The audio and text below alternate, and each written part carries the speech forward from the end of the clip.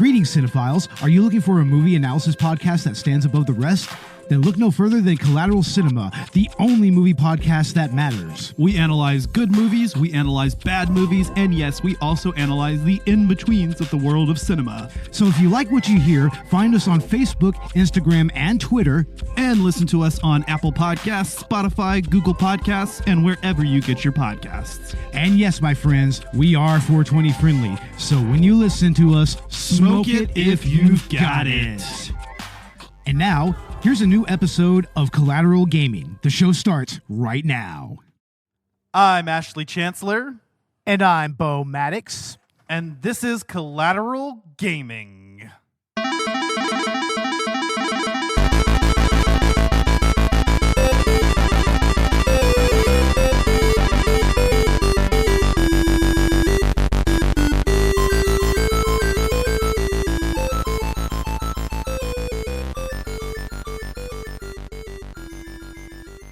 Welcome to Collateral Gaming, the only video game podcast that matters, where we focus on good games, bad games, and everything else in between in the world of gaming.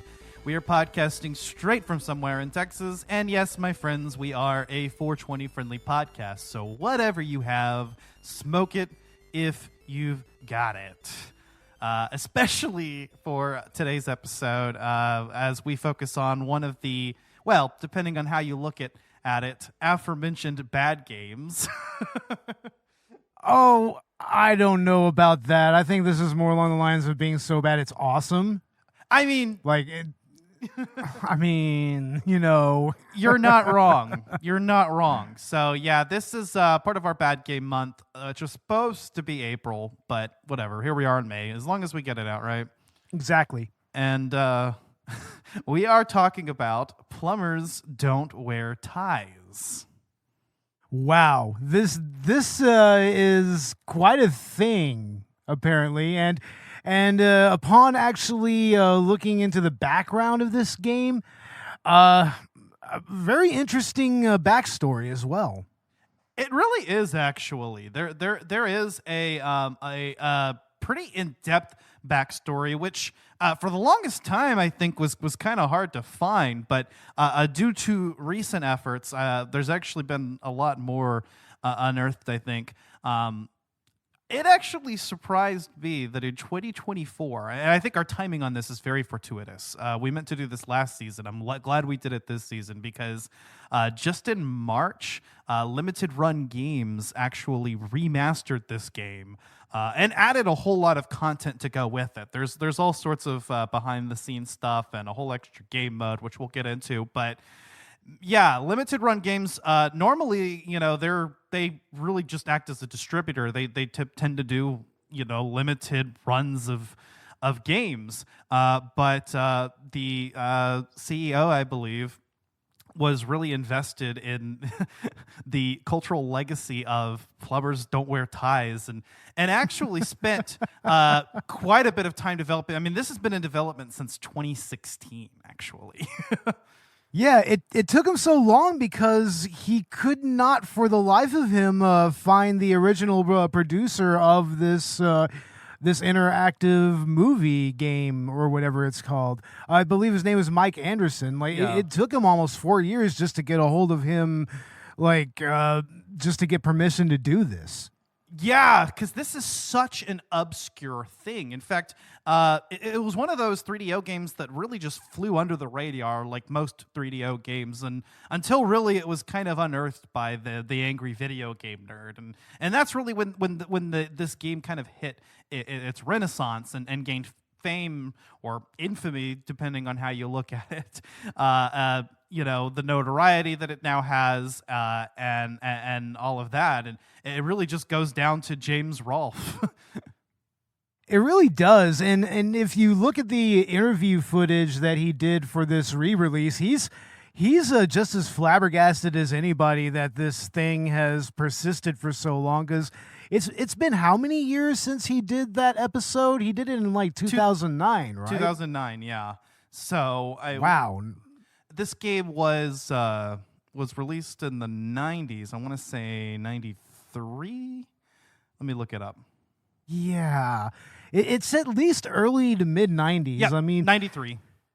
yeah, I mean, and 3DO is such a quintessentially early '90s console. You know, it's like everybody was trying to get in on the forefront of technology at that time, and you know, full motion video, it was starting to show a lot of promise. You know, it was being featured in a lot of PC games at the time, but this apparently. What the producer wanted to do with this was a little too much for the technology at the time, and that's why we only really have one actual full motion video throughout this entire game. The rest of it is presented in this kind of slideshow-esque photographed look and everything. So yeah. That was mainly because at the time, I mean, no CD-ROM would be able to handle such a long form video.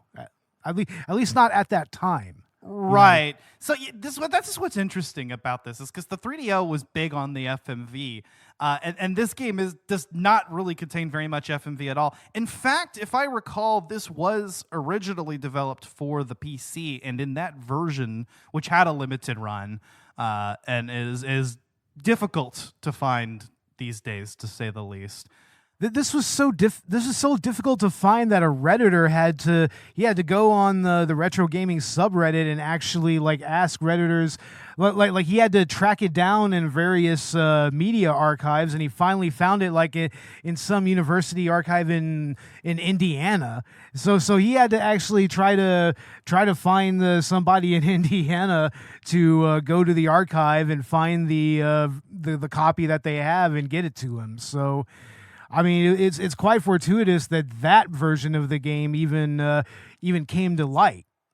Yeah, but anyway, that version I think didn't even contain the FMV. I think that was added for the 3DO version, which I guess makes a lot of sense because I mean the FMV thing was kind of the 3DO's thing. So, but in any case, this is a very strange beast. It hardly qualifies as a game. It's somewhere between visual novel and interactive movie, but it's told mostly in this slideshow format where every other panel has some experimental filters on, or it's such a strange thing to behold, and I think that was why it gained so much notoriety when the Angry Video Game Nerd did an episode on it, because he kind of is just reacting to it candidly. It's really just kind of wait, this is an actual thing? This exists? And, it's possible to emulate this nowadays. In fact, I did so maybe about a year ago or more before this newly remastered version came out. But, for the longest time, it was just kind of this internet curiosity that was just like, what the hell is this? And even the original people that were involved in that, Mike Anderson and Jeannie Bisson and the other actors, which I'm sure we'll talk about later, kind of just forgot about it. It was kind of just sitting there as this quick little. It very much feels like it is just an experiment, and that's exactly what it was. They got together, shot for a day or two, put this thing together, and then forgot about it. And that's just a testament to the fact that the 3DO was this console that basically anyone could develop for. It had no restrictions. Yeah. And what I really, really love about the aesthetic of this game is that it pretty much anticipated dank meme culture before dank meme culture was really a thing. Totally. At the time, I mean, especially a lot of those filters that you were talking about, the aforementioned filters, it's that looks like a lot of it looks like a memes that's been run through some filters and lost a lot of pixels. It really does. And if you play the remastered version, they've actually used AI upscaling to really increase the picture quality, which helps. But even so, I feel like they've managed to keep that aesthetic. Which is just so important to what it is. And rest assured, I've played the original version and I've played this one, and I just got to say, it really is an experience. I mean, it's also something that you could just watch a playthrough on YouTube and you'd understand. But it is kind of cool being able to just at least have that little bit of control. It's just every once in a while in the story, you'll get to make a decision. No matter what you do, it's a poor decision, and the ever-changing narrators will berate you for it. Yeah, these narrators, though. What? One of them is wearing a chicken head at one point. Yeah. One of the other one is a lady who's apparently a takeover artist in a karate gi. Yeah. And then there's Mike Anderson himself, I assume, and he's wearing a weird hat at sometimes, and it's like it just out of nowhere. It just comes out of nowhere, and you're just like, what? Yeah, everything, and that's why you really can't critique this too strictly, because I mean it is self-aware and it is just very goofy, and you could tell that it doesn't take itself seriously. So it's kind of one of those things, like, I don't know, like Freddy Got Fingered, where it's like, well, that's actually what it's going for. So, you know what I mean? Yeah, exactly. Yeah, I mean, aesthetically and as far as the story and the humor is concerned, I mean, there's sequences and there's certain things that come up that are just straight up continuity errors that were actually left there on purpose. You know, there's even a goddamn outtake that's left in the fucking there. Yeah, it's just left right in the fucking audio, and the reason that they did that is because, hey, this was an experiment. We were fucking around, you know? Yeah. And that's what it feels like. It feels like just a lot of people got together and just fucked around and made this weird kind of media that kind of anticipated visual novels a little bit. I mean, exactly. Or at least the advent of visual novels here in America. Right. A little bit.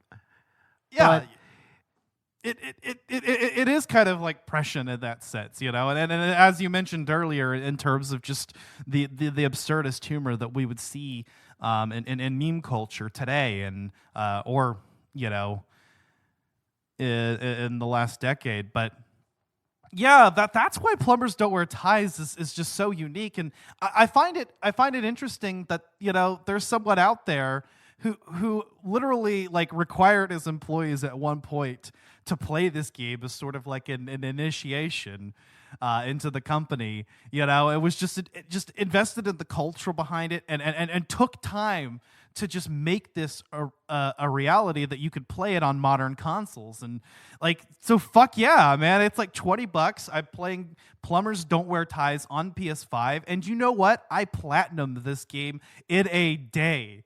I don't know if I'm proud or ashamed to say that.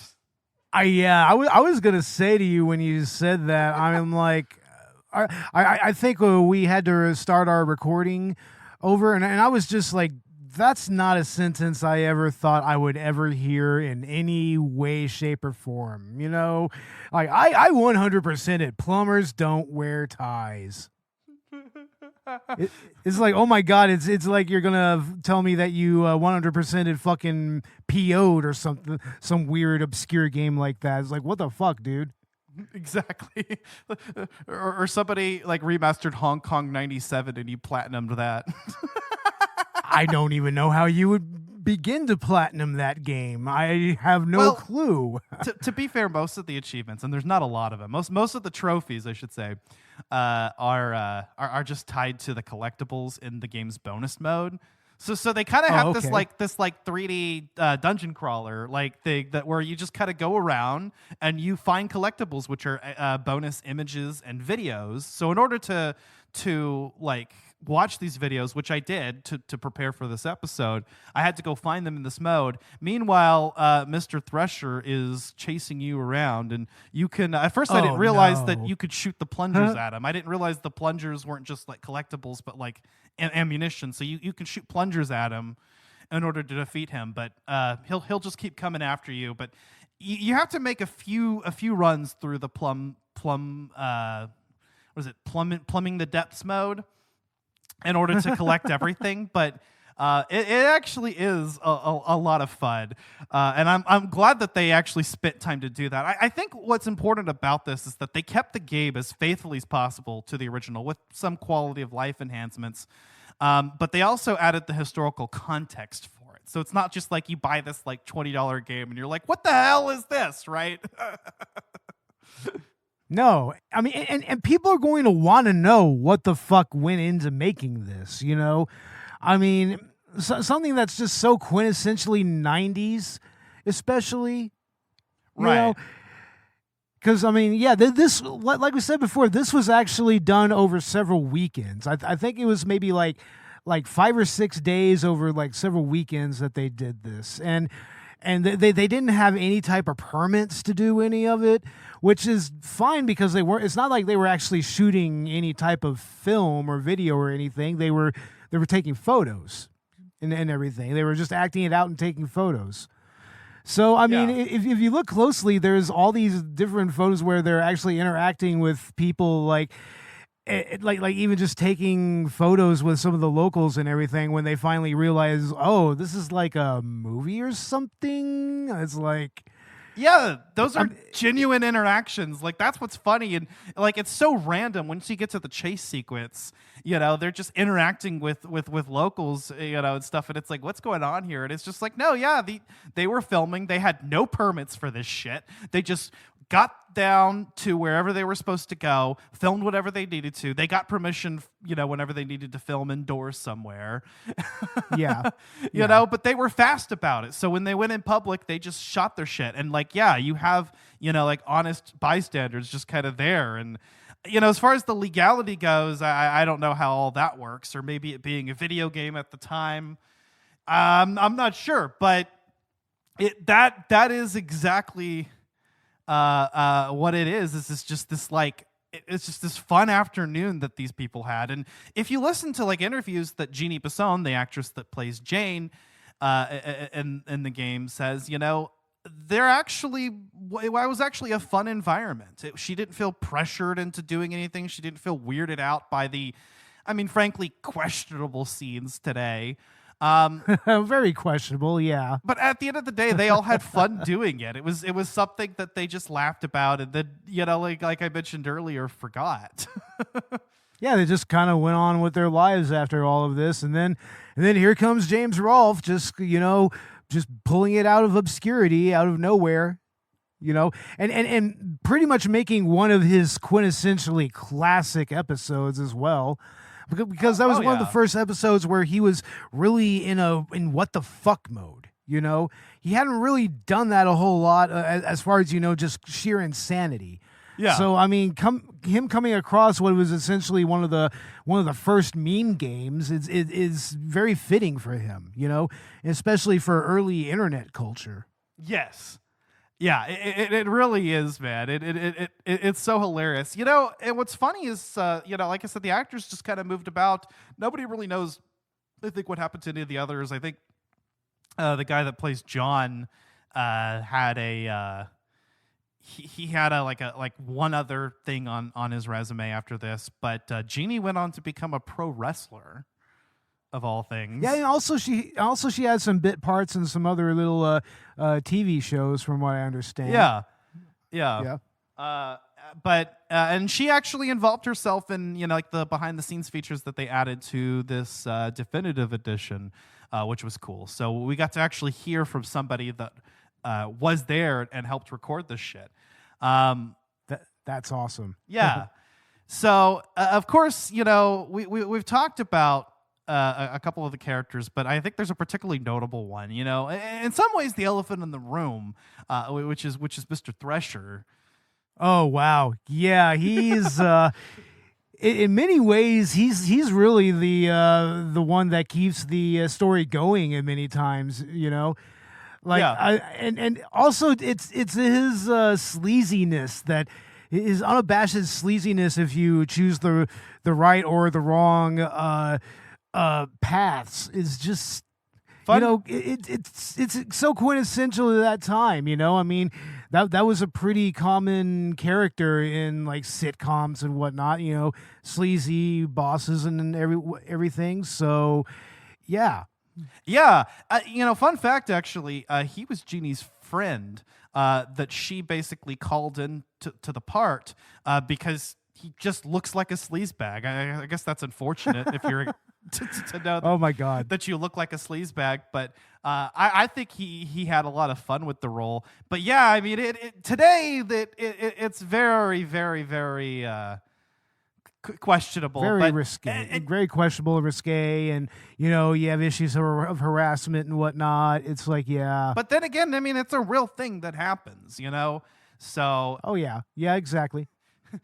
I think what leaves a bad taste in so many people's mouths is that in order to progress the story, you actually have to make him do it and try to take advantage of her. But that being said, the candid route is that she actually kicks him in the nuts and leaves. And even if you do decide to go through with it, and she decides to sleep with him in order to get the job, she actually is the one that takes control. It's a whole femdom thing. So, Yeah,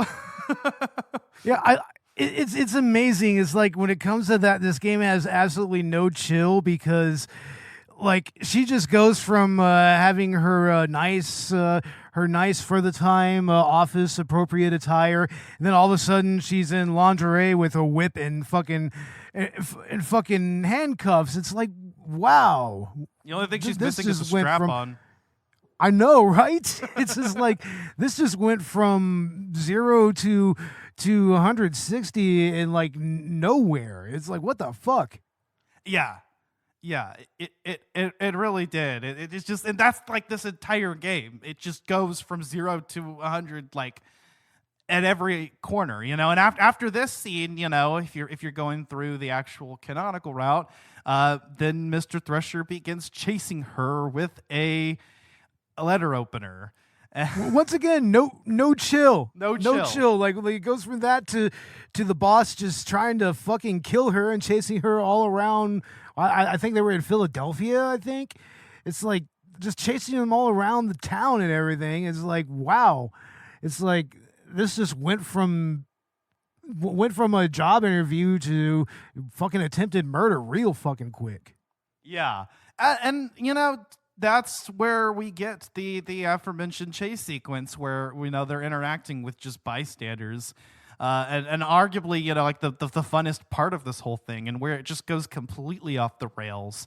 I believe we get the narrator switch around this time, and then the other narrator switch, and it's just like at this point, like you cannot be taking this game seriously. There's no way. Yeah.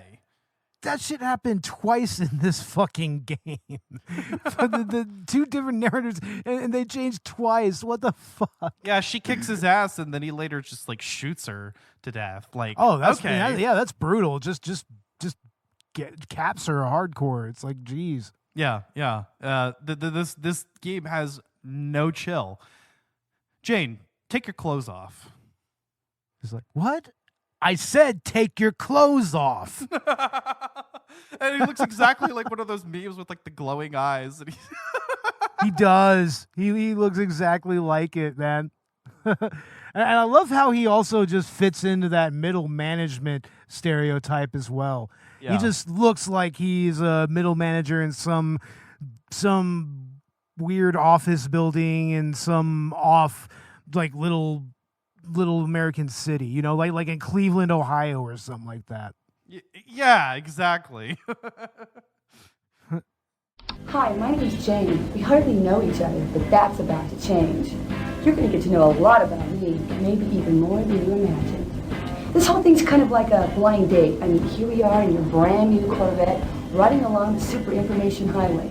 Put your big muscular arm around me and whisper sweet things in my ear. And I promise to do whatever your little heart desires, but only if you make the right moves.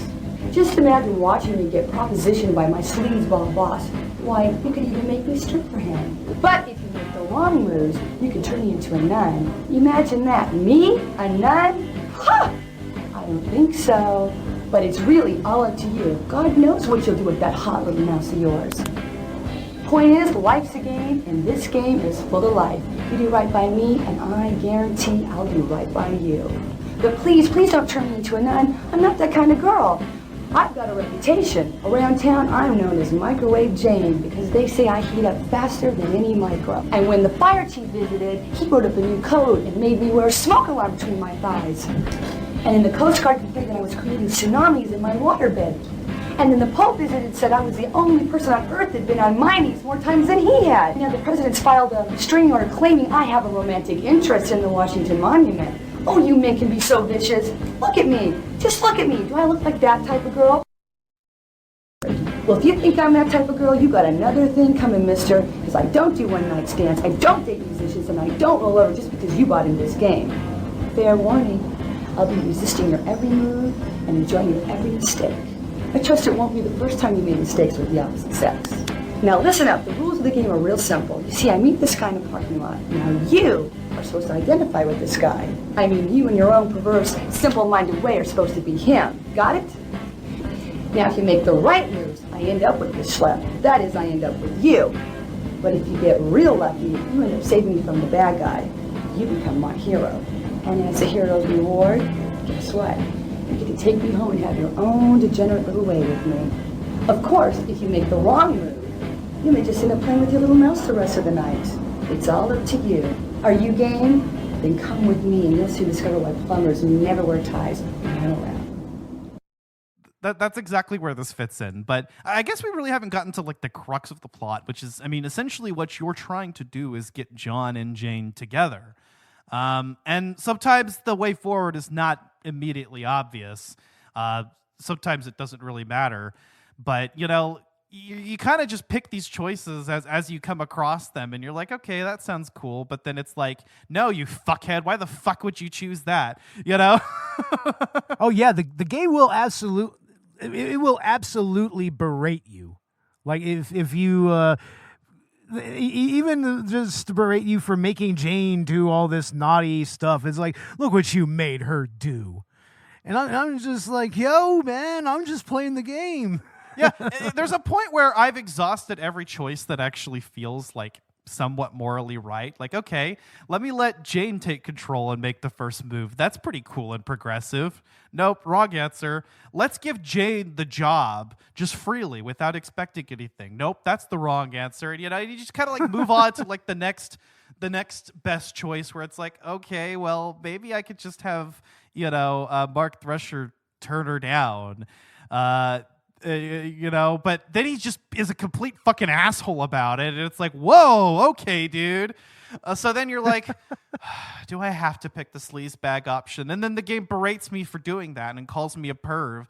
Like, bro, I literally tried everything but that option. You forced me into it. And all the while, they're keeping score for some reason, but the score is irrelevant. It doesn't matter. It's fixed as far as I'm concerned. They're like the points. They don't matter. Yeah. The remastered version adds bucks, which you can use to unlock the unlockables.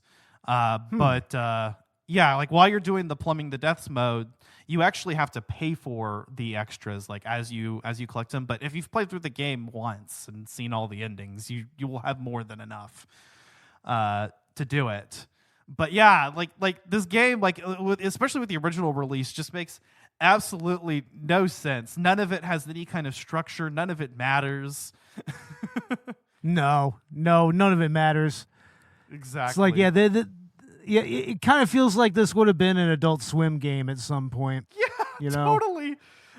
Totally. Also, as by the way, as far as I'm concerned, the canon ending is the one where the gay ending. Oh yes, no, that's the canon ending. Absolutely. Yeah. Mr. Thresher and John just you know, elope. You know, instead of chasing him, he's just like, nope, I'm just gonna try to distract him, and then Mr. Thresher seduces John, and John's kind of okay with it.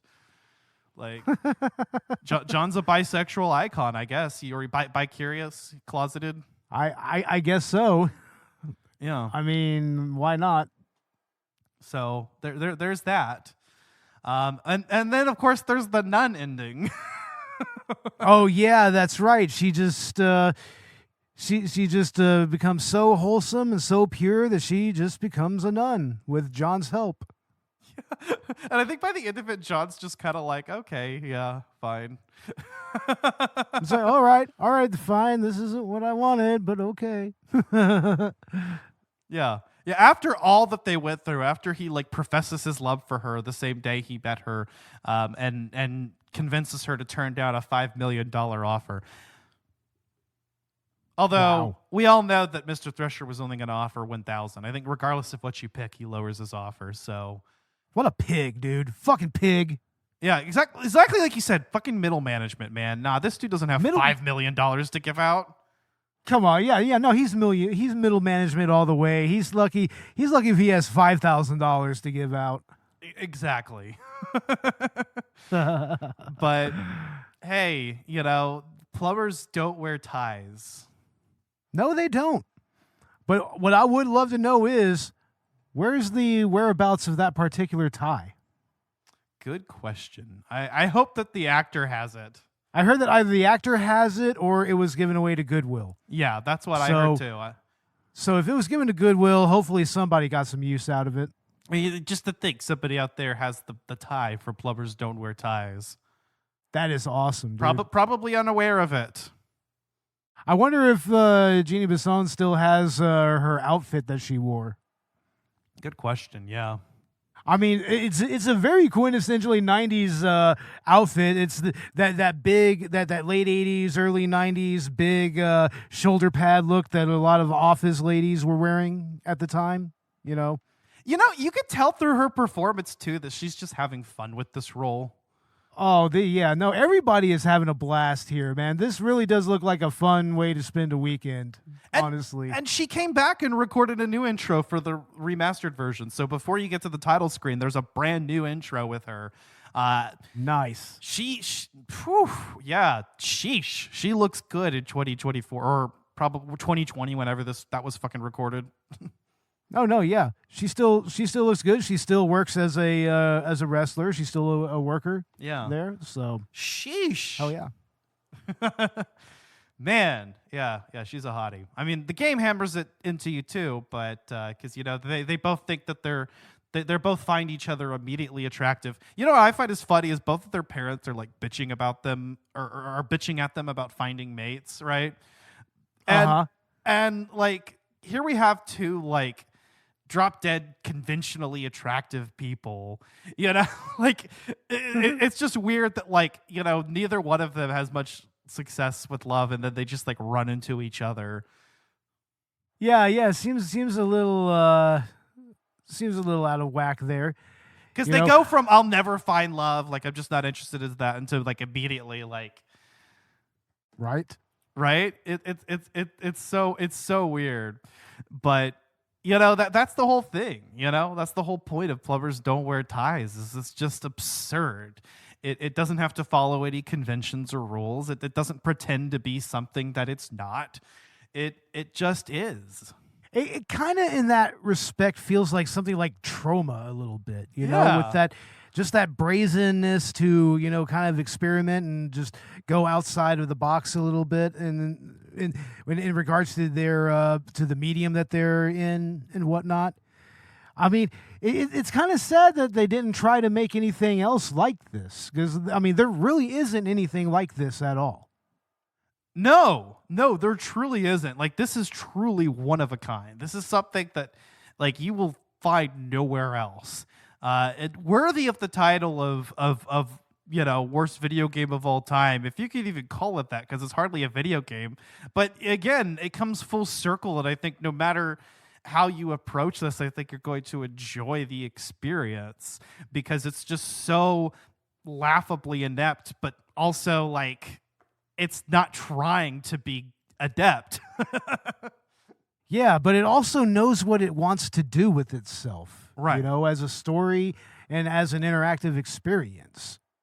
Yeah, it's just complete nonsense. And I like how like even the like the technical aspects of the game, I feel like in this remastered version, they kind of held to. Like, there's things about the way that you operate through the UI that just feels just a little bit clunky, and it feels like they did that intentionally to maintain, the faithfulness to the aesthetic of this game. Well, yeah, Well, you have to remember the original hardware. I mean, Yeah. in many respects, the 3DO was really a glorified fucking proto DVD player, kind of, in many ways. You know, so the menus kind of have that kind of clunkiness that early DVD menus had. Right, So- but I'm talking about like the remastered menus, like the new menus that have been added into the game, and they've even managed to maintain, you know, like the whole visual aesthetic of it, where, you know, with the font and the music and everything, and even the way that the menu is arranged is just strange. Like there are just these oddities. One of the achievements in the game is actually, or trophies, is actually earned by clicking on this cat icon, which is kind of hard to get through on the extras menu. You have to kind of fiddle with the menu in order to even highlight that icon, and you have to continue clicking the cat icon until it barks, which is completely random. It can take you anywhere from a few seconds to, you know, like 15, 20 minutes just to get a fucking bark out of this kitten. Wow. God damn. Man, I miss those types of Easter eggs, man. And DVDs used to even have Easter eggs kind of similar to that. But you don't really see that anymore. It feels like a DVD Easter egg. That's exactly what it is. And interestingly enough, in the original version, there were even cheat codes, or at least one cheat code, which allowed you to uncensor the nudity of the game. So you'll get to see John's ass and a nip at one point, Jane's nip. Well, you got to show ass to sell a movie, right? You got to show ass to sell movie. I mean, that's an essential or interactive game, as it were. Exactly. But yeah, I like how they've maintained that, and they've added some quality of life improvements as well. Like you can actually skip through scenes, or just through individual slides, which is helpful when you're trying to go through and get like the extra endings and whatnot. So that's cool. I mean, definitely, like if you're gonna play this is the definitive way to play it. It's like $20. It's on all modern consoles. It's even on last gen consoles. You can get this on PS4 and I believe Xbox One. This is on Switch. So, and it's very much the same game. But even if you don't have that option, you can emulate it easily. I know we did not too long ago. Oh yeah, it was pretty easy to emulate on RetroArch. It wasn't that difficult at all. Yeah. So, let's talk about something else too, because this is another strange thing about this game, and I've just restarted the game on my PS5, which I played in the background. But the intro sequence, what is that? Oh no, you're talking about all the weird the weird photos with all the filters from the Speedway. Yeah, and then the panda, just everything. The panda, yeah, and then there's just random. They like photoshopped the go-karts in at random intervals, and yeah, that's apparently the producer knew somebody who had a speedway out in his whatever state they were in. I don't remember, but I mean that's where that was. That's where all that was shot. I think. Okay. See, I wouldn't have been surprised if it was just fucking stock footage. No, apparently it wasn't. That was actually filmed by them. I probably watched a video or two that said that and forgot, but yeah, just everything, like this whole thing is just so bewildering. It makes absolutely no sense. Like watching this intro sequence, you're just like, what? And then I think it ends right on John's mom's face, which is just horrifying. Yeah. And then you're like, oh. And you just hear a car crash and everything, and then you see you hear a alarm, and then you see his mom's face, and it's just like, what the fuck? Yeah.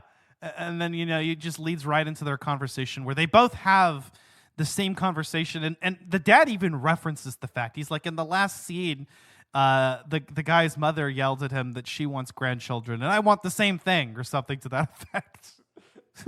So right off the bat, we're breaking the fourth wall. Like fuck it, right? Right.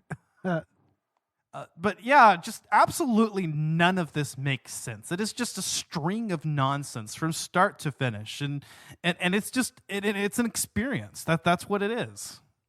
Absolutely. I mean, I'm playing it on YouTube right now. It's playing through like the chase scene and everything. And I mean, you even just have to stop and look at some of these slides and everything, and you're just like, wait a second, where the fuck was this anyways? Like this final scene right here, is this like some abandoned building they were at? Is this a construction site? I mean, what the fuck is this?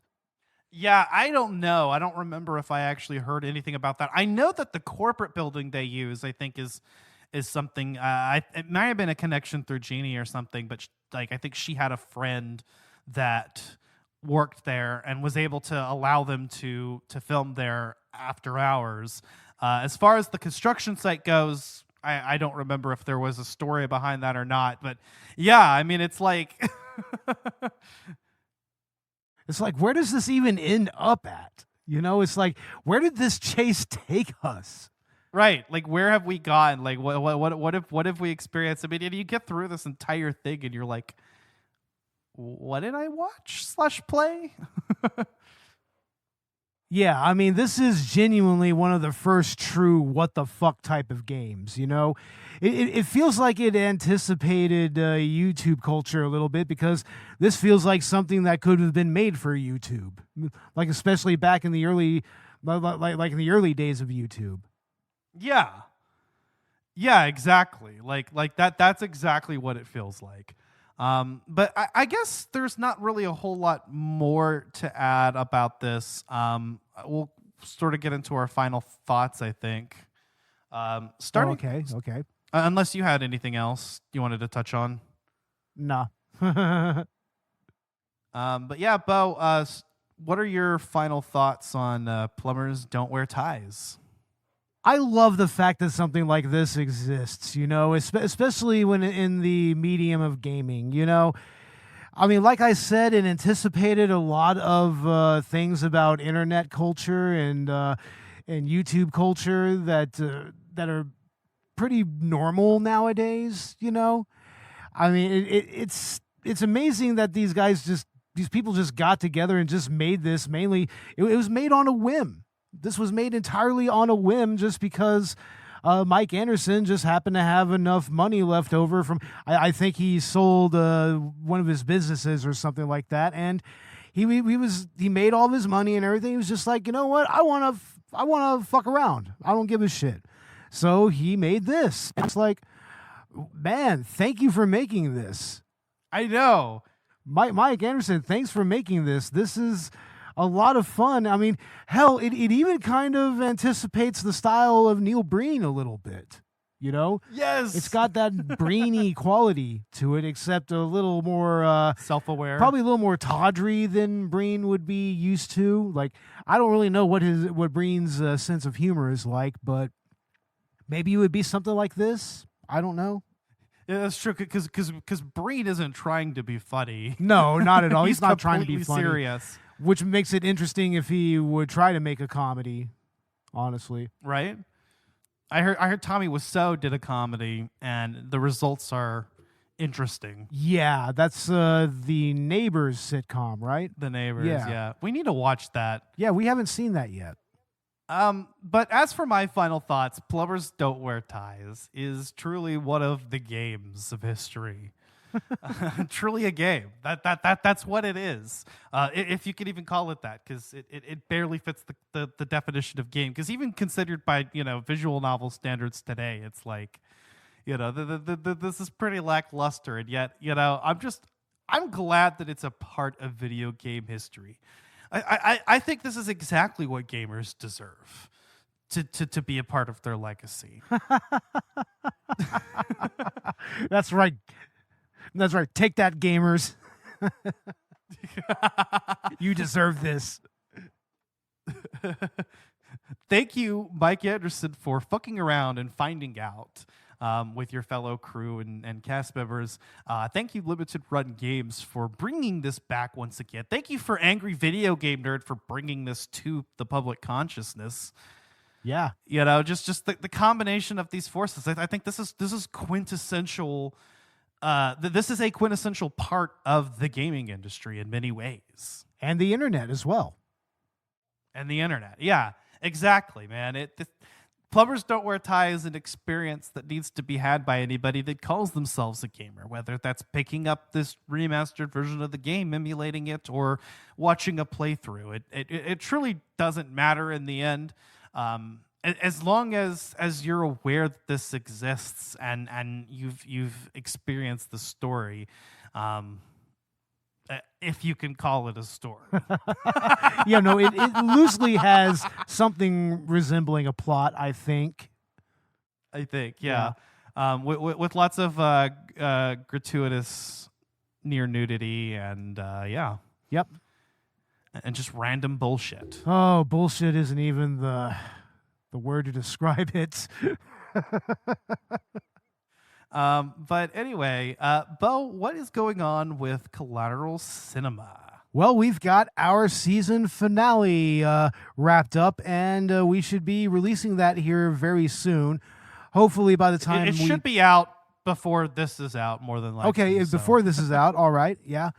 And I think we're also going to go ahead and celebrate our anniversary after the season is over with from now on. So, yeah, look for Happiness of the Katakuris very soon. And we should be getting the director's cut started back up here very soon. And I believe Robert and I talked about starting production on another short film here very soon. So, yeah, look for that. And also, we got Collateral Let's Play on YouTube, on the Collateral Cinema YouTube channel.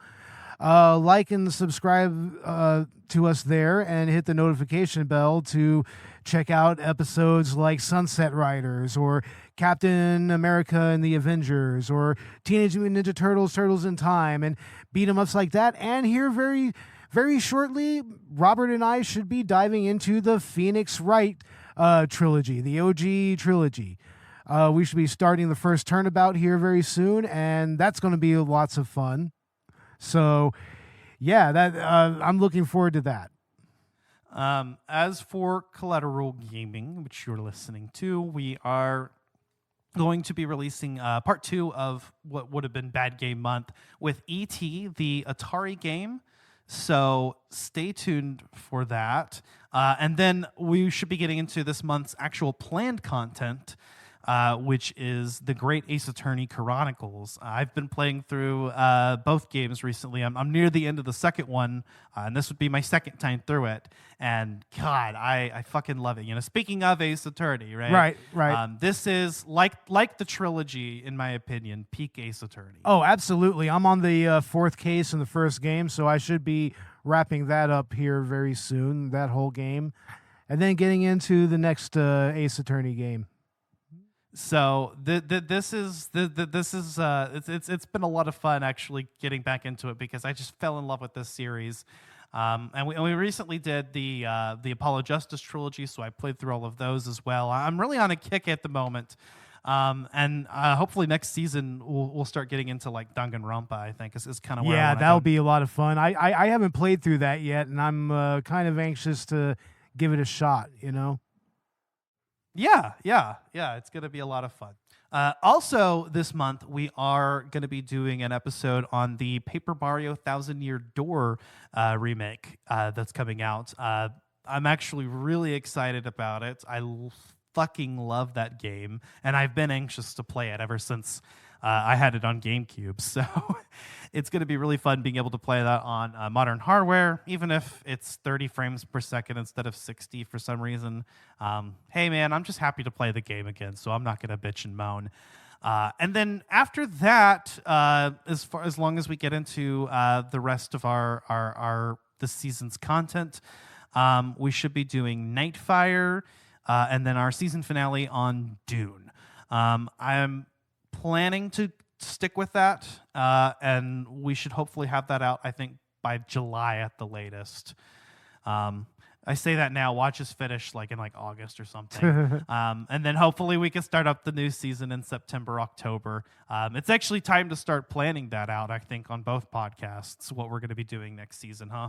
Oh, it absolutely is. Yeah, we should be getting to that here pretty soon.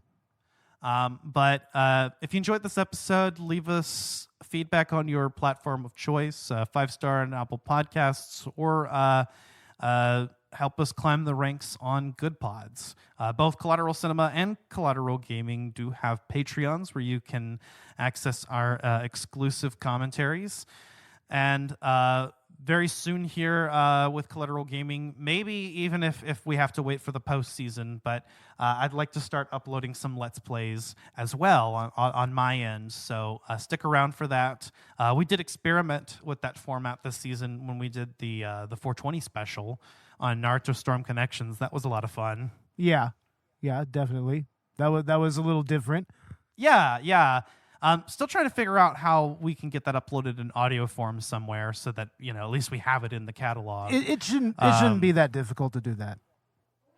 Yeah. Well, I think it'd still be worth it to upload it.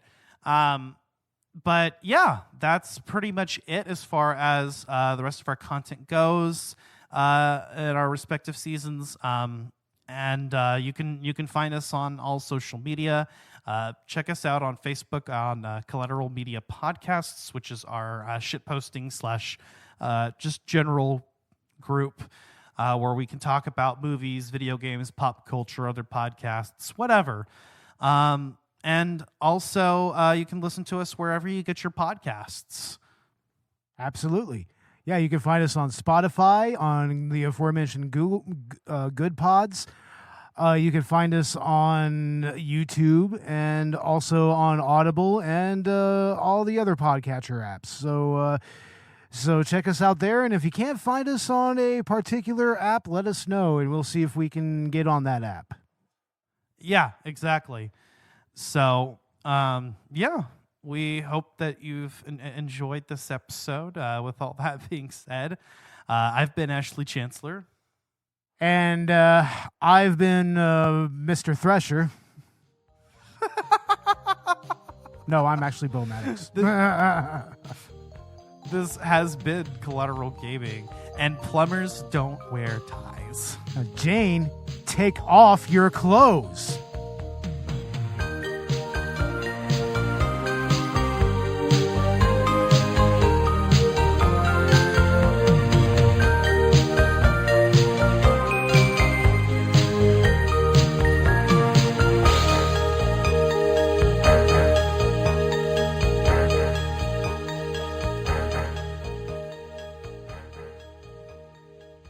Collateral Gaming is a Collateral Media podcast. All music and game clips are owned by their respective creators and are used for educational purposes only. Please don't sue us. We're poor.